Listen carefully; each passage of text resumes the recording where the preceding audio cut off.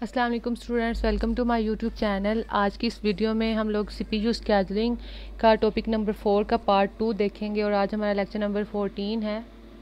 I hope कि आपको last lecture की समझ आई होगी। लास्ट लेक्चर के अंदर हम लोगों ने सीपीयू स्केड्यूलिंग के प्रोसेस को स्टार्ट किया था। सीपीयू स्केड्यूलिंग क्या होता है, उसका क्राइटेरिया क्या है, उसके अंदर हम लोगों ने प्रिमिटिव, नॉन प्रिमिटिव, उसके अलावा मल्टी प्रोग्रामिंग क्या है, इसके अलावा फिर हम लोगों ने उसके छोटी छोटी डेफिनेशंस दो देखी थी, इंटरवल टाइमर और डिस्पैचर क्या है। आई होप कि आपको उनकी समझ आई होगी। फिर भी आपका कोई क्वेश्चन हो, विदाउट एनी हेजिटेशन आप कमेंट्स में पूछ सकते हैं। आज जो हमारा टॉपिक है वो स्केड्यूलिंग एल्गोरिदम के ऊपर है। स्केड्यूलिंग एल्गोरिदम जो है वो टोटल 4 होते हैं, तो यहाँ पे दिए गए हैं। सबसे पहले फर्स्ट कम फर्स्ट सर्व है। इसके अंदर नॉन प्रिमिटिव होता है, प्रोसेस जो है वो नॉन प्रिमिशन की तरह होता है।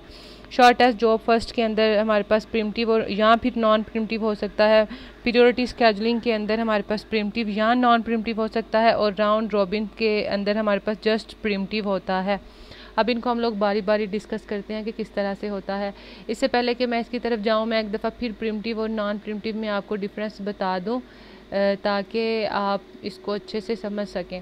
प्रिमिशन ऐसी सिचुएशन थी जिसके अंदर हम लोग ज़बरदस्ती जैसे ही प्रोसेस कंप्लीट होता है तो उसको जल्दी जल्दी से सीपीयू से रिलीज़ कर देते हैं।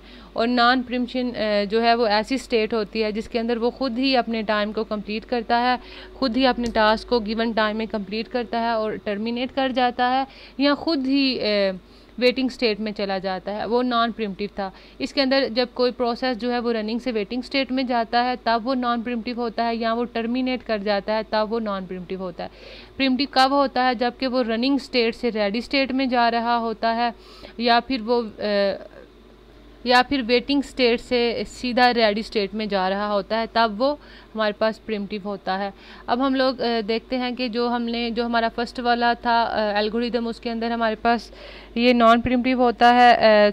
बाकी दोनों के अंदर प्रिमिटिव या नॉन प्रिमिटिव हो सकता है और लास्ट वाले के अंदर वो जस्ट प्रिमिटिव होता है। अब इनको हम बारी बारी डिस्कस करते हैं। फर्स्ट कम फर्स्ट सर्व जो है उसका क्या मतलब है? FCFS का फर्स्ट कम फर्स्ट सर्व का यही मकसद है कि जो सबसे पहले प्रोसेस आया उसको सबसे पहले एग्जीक्यूट होना चाहिए। और बेसिकली ये ऐसा बैंक्स में या फिर शॉप्स में हो रहा होता है कि जो कस्टमर सबसे पहले आता है उसको पहले सर्व किया जाता है। इसका एक ड्रॉबैक ये है कि बाकी जो प्रोसेसेस होते हैं उनको लंबे अरसे के लिए वेट करना पड़ता है अपनी बारी का। फॉर एग्ज़ाम्पल, अगर बैंक के अंदर कोई बंदा पहले आया है, वो लाइन में सारे खड़े होते जाएंगे, जो फर्स्ट आया है वो फर्स्ट पे सर्व होगा, लेकिन जो लास्ट पे आ रहे हैं उनको वेट करना पड़ेगा अपनी बारी का। ये इसका ड्रॉबैक होता है। इसके नीचे यहाँ पे एग्जांपल दी हुई है कि कोई भी प्रोसेस है P1, P2, P3, वो कब अराइव हुआ, कब वो आया, उसको कितनी सर्विस दी गई, उसको कितना टाइम लगा। इसके अंदर अगर हम लोगों ने वेटिंग टाइम फाइंड करना हो तो हम लोग जो फिनिश टाइम है, जिस टाइम उसका काम कंप्लीट हुआ, जो पहले वाला पर्सन आया, उसके बाद बस टाइम, जिस टाइम पे वो आया उसको माइनस करते हैं, उसके बाद उसका अराइवल टाइम क्या था उसको माइनस करते हैं, तो हमारे पास वेटिंग टाइम जो है उसका निकल आता है। और ये हमारे पास नॉन प्रिमिटिव होता है। अब नेक्स्ट अगर हम देखें तो शॉर्ट जॉब फर्स्ट, इसके अंदर क्या है कि जो सबसे छोटा प्रोसेस है उसके अंदर उसको सबसे पहले जो है वो फारिग कर दिया जाए, उसको पहले एग्जीक्यूट कर दिया जाए। ये प्रोम्प्टिव हो सकता है या नॉन प्रोम्प्टिव हो सकता है। इसमें अब प्रिमिटिव और नॉन प्रिमिटिव का क्या डिफरेंस है कि जो सबसे पहले, अगर कोई बड़ा प्रोसेस है प्रिमिटिव के पास, तो वो क्या करेगा, छोटा प्रोसेस कोई आया है तो जो बड़ा प्रोसेस है वो फ़ौरन उसको निकाल देगा और छोटे प्रोसेस को फ़ौरन से एग्जीक्यूट करना शुरू कर देगा। और नॉन प्रिमिटिव के अंदर जो उसके पास चल रहा है वो उसी को ही चलाए रखेगा।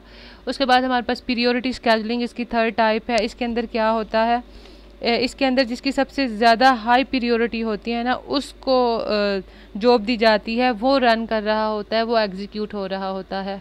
बस टाइम वो वाला टाइम होता है जो किसी भी प्रोसेस को एग्जीक्यूट करने के लिए लग रहा होता है, उसको रन करने के लिए। इसको रनिंग टाइम या फिर एग्जीक्यूशन टाइम भी कहते हैं। इस सिचुएशन में हर किसी के साथ उसकी प्रियोरिटी लगी होती है। जिसकी सबसे हाईएस्ट प्रियोरिटी है, इसमें 5 की हाईएस्ट है, तो वो सबसे पहले होगा। फिर दूसरा इसमें 4 है, वो उसके बाद होगा। जिसकी सबसे हाईएस्ट प्रियोरिटी होती है उसको सबसे पहले इसमें एग्जीक्यूट किया जाता है। और ये भी प्रिमिटिव हो सकता है या फिर नॉन प्रिमिटिव हो सकता है।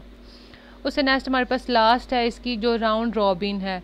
अब राउंड रॉबिन जो है एक दूसरा स्केजुलर जॉब का प्रोसेस है जिसके अंदर हर प्रोसेस को थोड़ा थोड़ा टाइम दिया जाता है, हर प्रोसेस को छोटे छोटे टास्क में डिवाइड कर दिया जाता है और उनको एक स्पेसिफिक टाइम दे दिया जाता है कि आपने इस टाइम के अंदर अपने टास्क को कंप्लीट करना है। उसको हम लोग टाइम स्लाइस या फिर टाइम क्वांटम भी कहते हैं।